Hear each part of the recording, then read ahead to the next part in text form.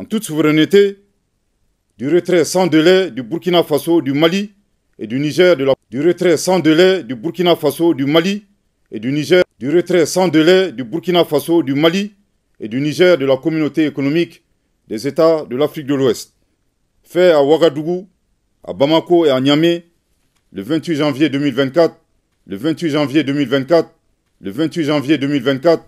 Au nom de nos plus hautes autorités, j'ai l'insigne honneur de donner lecture d'un communiqué conjoint, communiqué dont la teneur suit. Communiqué conjoint du Burkina Faso, de la République du Mali et de la République du Niger.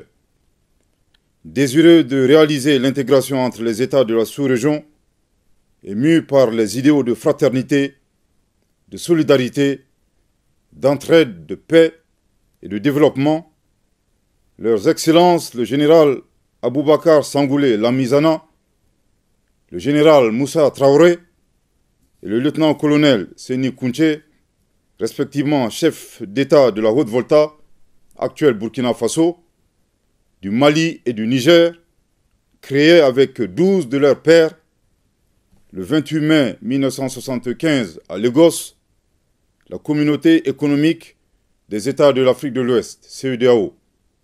Après 49 ans d'existence, les voyants peuples du Burkina, du Mali et du Niger constatent, avec beaucoup de regrets, d'amertume et une grande déception, que leur organisation s'est éloignée des idéaux de ses pères fondateurs et du panafricanisme. En outre, la CEDEAO, c'est l'influence de puissances étrangères. Trahissant ses principes fondateurs, est devenue une menace pour ses États membres et ses populations dont elle est censée assurer le bonheur. En effet, l'organisation n'a pas apporté assistance à nos États dans le cadre de notre lutte existentielle contre le terrorisme et l'insécurité. Pire, lorsque ces États ont décidé de prendre leur destin en main, elle a adopté une posture irrationnelle et inacceptable en imposant des sanctions illégitimes, illégales, inhumaines et irresponsables en violation de ses propres textes. Toutes choses qui ont davantage fragilisé les populations déjà meurtries par des années de violence imposées par des hordes terroristes instrumentalisées et téléguidées.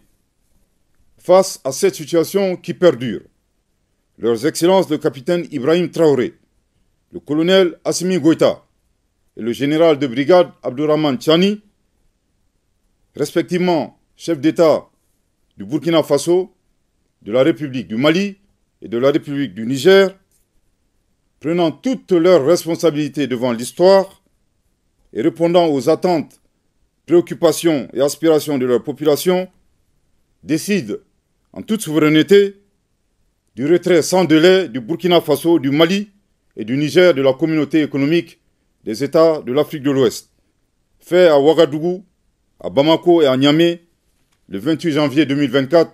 Merci de votre très aimable attention. Merci de votre très aimable attention.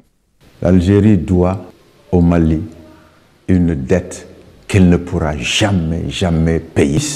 Parachever son combat pour sa libération, une stratégique lui a été offerte par le Mali, ce qui a permis à l'armée de libération nationale d'installer son QG à Gao, avec à la tête Bouteflika, et cette profondeur stratégique a permis aux combattants de l'armée de libération nationale de mener des attaques à partir du territoire malien. Ça veut dire que le Mali avait accepté en ce moment d'entrer en guerre pratiquement. Alors on ne peut pas comprendre qu'aujourd'hui l'Algérie s'enferme et invoque une disposition de sa constitution qui interdit à l'armée nationale de combattre en dehors de ses frontières. C'est pour toutes ces raisons que je dis que le comportement algérien, des responsables algériens qui aujourd'hui dirigent ce pays-là, c'est un comportement qui est inacceptable. Il faut le dire, les combattants algériens, l'armée de libération nationale étaient arrivés à bout de force. Et cette force supplémentaire-là, c'est à partir du Mali qu'elle a pu reconstituer cette force-là. Avant l'indépendance, de l'Algérie, le Mali a engagé sa survie pour défendre l'Algérie. Déjà, dans la période de l'autonomie, c'est-à-dire entre 57 et 60, le Mali a apporté son appui au mouvement FLN.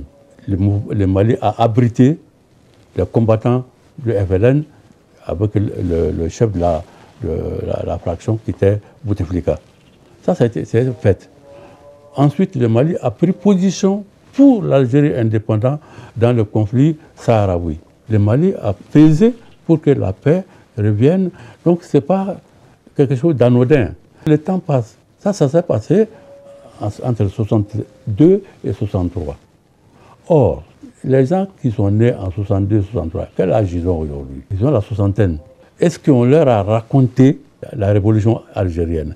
Est-ce qu'on leur a raconté les relations maliano-algériennes? Qu'est-ce qu'il reste dans la conscience de la jeunesse algérienne? Qu'est-ce qu'il reste de ces rapports-là? En termes de voisins, ça ne se définit pas en termes de Wuli Kaboui placé en Gansiki, en ce moment-là, Diola. Donc il faut que le Mali récupère toute sa souveraineté. Et récupérer sa souveraineté, ça veut dire, premièrement, spatialement, géographiquement, ce qui lui est internationalement reconnu comme territoire.